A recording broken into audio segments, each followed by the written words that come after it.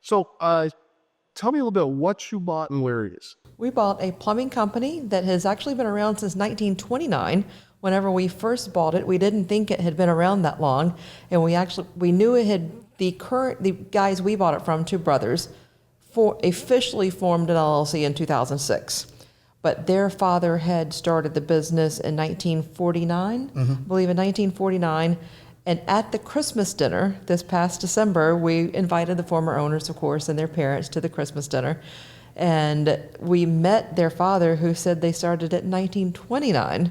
And there were some periods of time that it was not operational, but it had been in their family through their father and grandfather from that long. So we're just delighted to carry on that tradition. And there are still some family members working in the business with the last name. And one of the brothers who we bought it from, his son's graduating high school this year, and he wants to come straight to working with us as an apprentice. And so we're delighted about that. But we live in Metairie, Louisiana, which is right next to New Orleans. And our business that we bought is in Lake Charles, Louisiana, 200 miles to the west. Very cool. Very cool. And why plumbing? What was the... So a plumbing company, we weren't necessarily specifically looking for plumbing. We were looking at home services.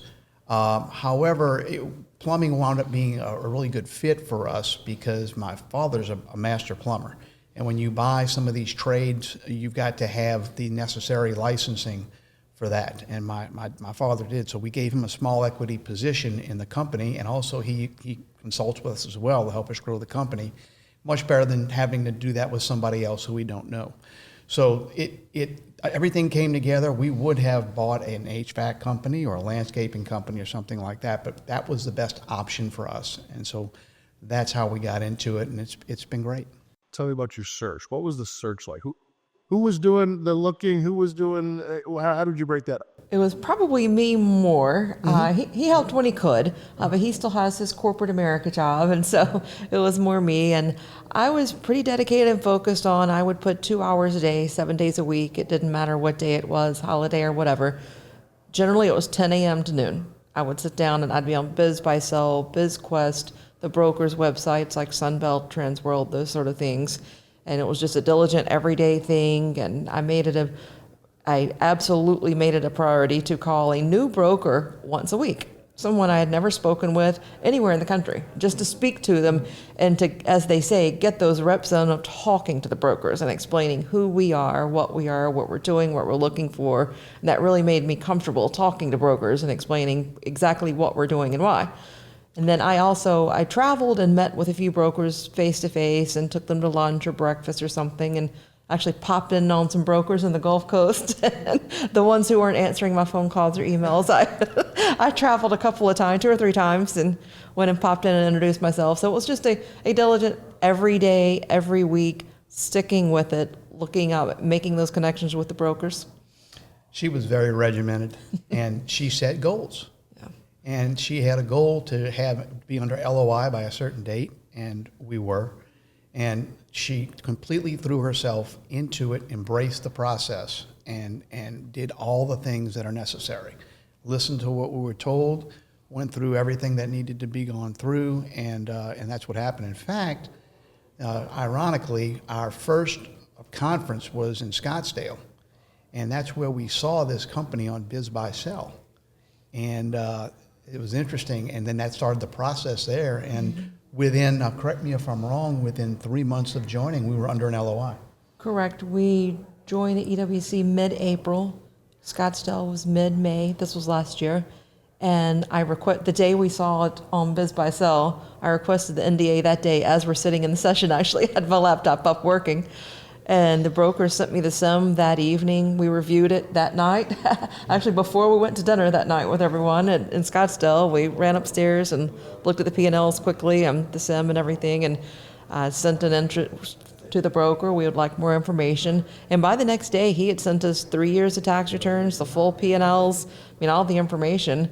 And we took about 2 weeks to talk to several people. Of course, we got on all the calls. We were religiously on all the weekly calls and talked to as many people as possible. And within 2 weeks of Scottsdale, we submitted the LOI approximately, something like that.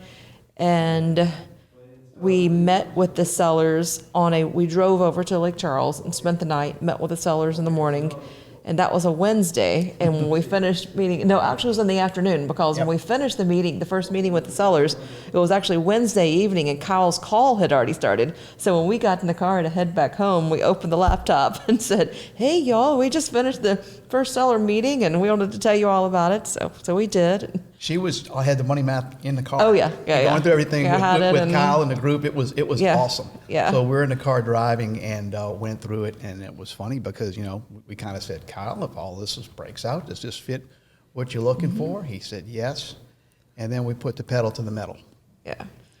I had the LOI drafted before we met with them, because we knew it was a good fit for it. It worked. It was right. We had the LOI drafted, and after we got on Kyle's call on Wednesday night, we went home that night, completed the LOI, emailed it to the broker, and he responded the next morning and said, thanks so much for this. We appreciate it. The sellers really enjoyed meeting you two. He said, we're going to talk about this. And then he calls me back the next day. That would have been the following day, Friday morning. They had asked 1.7 for the business, and doing the money math, we offered 1.5. And he called back and he said, they're just going to be really firm on that 1.7. And we said, well, that's, I'd already sent him the money math, the PDF of the money math, the broker. And I said, that's what we're going to be able to pay, unless you want to do some extensive amount of seller financing or we want to get creative with it. This is where we're going to have to be with debt service. He said, okay, let me ponder it. And he had appreciated the money math PDF I sent him. Really did. I found that brokers do. And Monday morning, they accepted our LOI. Yeah. And, it's interesting, too, and because of this group, all that was possible because of the training from Kyle and the capable folks he has with him. In addition, as we continue to work through this and negotiate, we're also, because, we talk about operating capital and all the necessary things that have to go on with that. We were able to negotiate an additional $94,000 in operating capital after that. So we actually got the company for about 1.4 when you factor that in. And so, and that's also because of the training here and Kyle beating the drum about you have to have money in the coffers. So it's just everything we've learned, we were able to apply, and it works. And not only that would have given you a little slightly better deal, that could have ruined your first 30 days, your first 60, your first 90, you'd transition. I had you that. Who would have known that? Well, absolutely. Well, best case scenario, we would have had to get that extra money somehow in the loan from the bank, which we'd have been paying interest on that. Best case scenario. Worst case scenario, yes, sir. You're exactly right, because that's the most difficult part when you buy a business. What we've learned, and I think Kyle describes it as a J curve. And, at first because you don't have any receivables, because they're keeping the receivables if you haven't negotiated that way. Cash-free, debt-free. Cash-free, debt-free is what they're going to tell you in transactions of this size. So the money is gushing out without any money coming in. And so it's really important to have enough of an operating fund to get through that first several months. And that's what you're doing right now. So 10 months ago, and then within so like 2 months, you had an LOI. Yeah. It's closed interesting. mid-October, October 17th. Yes. So 3 months ago, right? Or like almost 4 now. So that's your 90-day. What was that 90-day like walking into this company about? Well, that's a great point, because, and we were just talking about that. Kyle talks about how we run in 90-day sprints. Yeah. So if you think about it, in Arizona, we actually made our initial contact with these folks. Well, 3 months later in Dallas, right? We're in the heat of the lending process, the SBA 7A loan process, which is something we try to help a lot of folks with here, because there's a lot of things you need to know about that program. So we were in the heat of that battle, and then 3 months later, right? We're in Vegas, and we had just closed, and now here we are 3 months later, and now we're working through the business and doing what we need to do to automate it. And that's the thing a lot with a lot of these home services. They're archaic in some respects, and they don't have the necessary automation. So now here we are 3 months later, working that through and getting it where it needs to go. So it's interesting that literally 90-day sprints have taken us through each phase of this. And it's more than 90 days. Yeah. Yeah, not 85, not 85, 90 days, almost up to go. It's great. That's like exactly. It's almost like he knew what he was telling you. It's almost like he knows what he's talking about. We did not have much access at all prior to closing. The broker was just very protective, and the sellers were very protective because supposedly they had had a buyer back out or it not fall. This financing didn't work, or I don't know exactly what the story was. So the broker was very protective of the sellers, and the sellers were very protective of the business and their employees. So we did not walk. Well, we walked the after hours. We went before we closed on like a Wednesday. We walked it after hours on Tuesday, the night before. We walked the property. We had been by there before, but not in the business. Right. So, So that part was a little bit scary. Yeah, it was because terrifying. We didn't know, and the next business we buy, we're gonna really fight for more access. But that part, you don't know your employees, and that was one of the biggest fears we had. We're gonna come in and people are gonna quit, and then we're gonna have all these problems. And that's another thing we kind of talk to people about. You have these nightmare scenarios, and it didn't happen because we were going to treat everybody right. We kept the owner, one of the two owners. One of the two owners, right, in the fold for 4 months, so that we'd have a smooth transition, and it's worked out quite well. But we did have a lot of knowledge on paper of the business. Yes. And so we asked a lot of questions. Of course, there always could have been more questions we could have asked, but we asked a lot of questions. Like we wanted to know what financing were they using, QuickBooks or anything else. What were they using? Found that out, and we got a good kind of broader picture of some things like that going on. What are they using for payroll? And they were handwriting checks for payroll. Because I knew I think it was John Murphy. I think John Murphy was he said, I said, what would you say the top 5 things I need to look out for right after we close? He said, well, payroll's number 1. And I said, that's correct. So we had that already ready to go with ADP, and that was good. But it was since they really had no systems in place and we're not doing anything, it really was kind of like starting fresh in a lot of ways. I mean, they were handwriting their timesheets, and so I got them to use something else. They were handwriting time checks. I started with ADP immediately. They were with an old, antiquated, more than 10-year-old QuickBooks desktop version, and I immediately said, nope, we're using QuickBooks Online.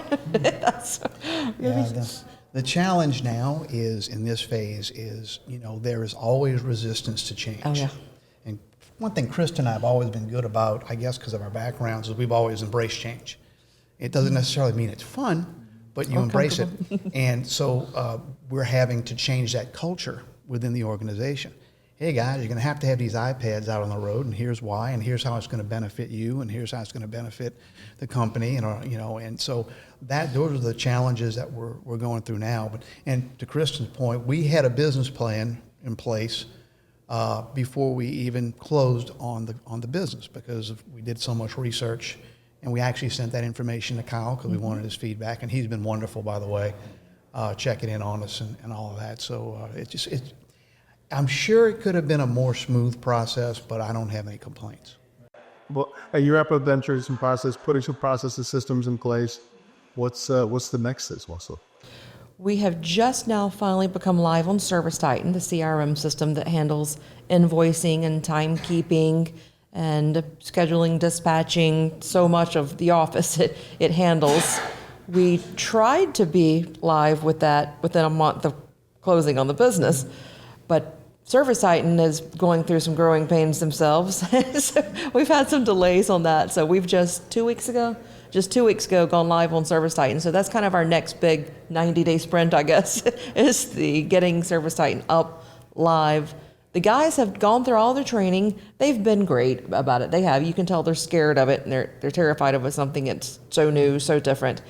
But they're trying, and so they have a really good attitude about it, and they want to make us happy, and they don't want to disappoint us. And so that's going to probably be the hardest thing, I would say, in this 90-day period is getting that going smooth. I actually spent half of yesterday on Zoom with ServiceTitan and QuickBooks, getting those integrated. So we're in that process now. But Right. It's, right now, so we're really just focusing on making sure the blocking and tackling is happening correctly. So as we integrate this technology, we've got to get all those wrinkles out. There's so many things we want to do. There's so many things we know we have to do. Some other things that we have done, though, we've revamped the website. When we actually had a workshop in Wisconsin that David Kozlarek was part of, he was wonderful because he looked at the existing website and he had so many suggestions. So we took his suggestions, we totally revamped the website. We still have things to do, but we totally revamped the website. We've got a new logo.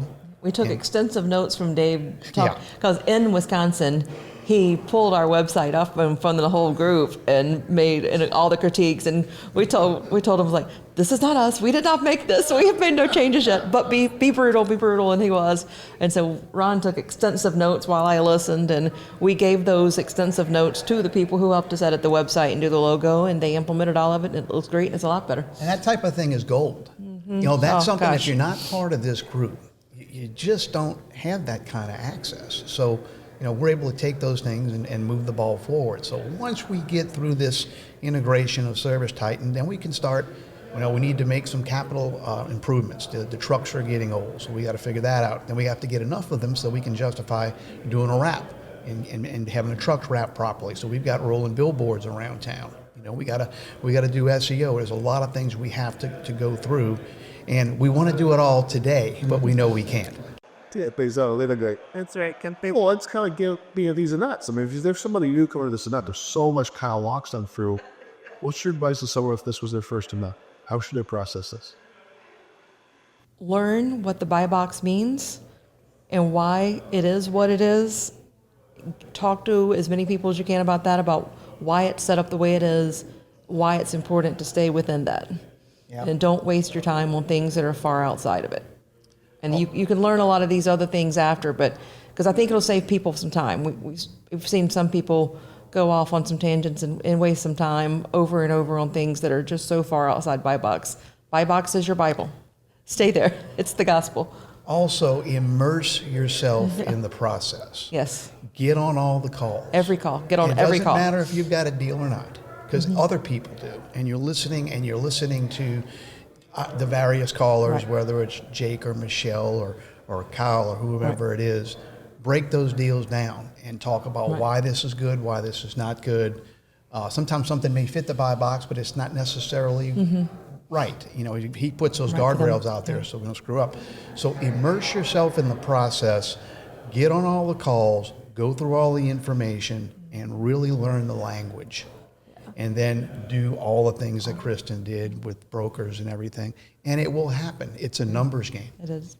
Those calls are why I was comfortable calling brokers and talking to brokers. And those calls are why I knew what to say and what to ask, what to listen for, what to be curious about. But when you're here, take advantage of the people like us who've been here a little while, certainly the people who've been here longer and done more. Take advantage to walk up to people, meet them, shake their hand, hey, where you're from, what you're doing, what you're looking for, what your background is.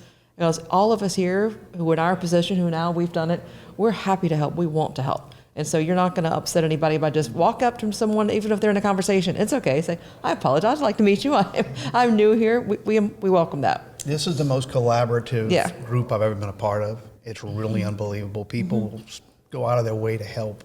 And it's great because now we've been around a little bit and we've done this, and people are coming up to us and wanting to talk to us and ask us, and we're happy to. A rising tide lifts all boats. And so we're blessed to be here and affiliated with EWC. So, I didn't even say to Kyle. Kyle's the camera. Kyle, thank you so much. We love you like family. We appreciate you. We appreciate your guidance. We appreciate you encouraging us along the way. We couldn't have done it without you and this amazing group you've created here. Kyle, you've changed our lives. Yes. You're enabling us to make our families' lives better. The people that you don't even know whose lives you're touching that are in our lives. And it's because of all this that you put together and all the things that you do and the selfless nature of who you are. And I can't thank you enough, and it's been a wonderful journey, and we're looking forward to continuing this journey with you for years to come. Yes. When we're doing breakouts, it's funny because we've got so much more to talk about with each 90-day sprint because of what we're going through. And so, if that and the helps breakouts anybody. the ambassador breakouts in, what was it, Vegas? Yeah. I lose track of That where was, we've that been. was, that was SBA It 7A. was all We're just SBA talking because we had just closed. we knew it, and we still know it, but that was top Yeah. of mind. And We were and- less than a month from closing on it when we were in Vegas, and so that was that's all we were Because thinking we about was know that process. most people are going to have to use SBA 7A, and there were things that we weren't aware of and nuances, and we want to make sure we get that information out. And now it's more the acquisition and then the transition, and The so that's operational top of aspects mind. now.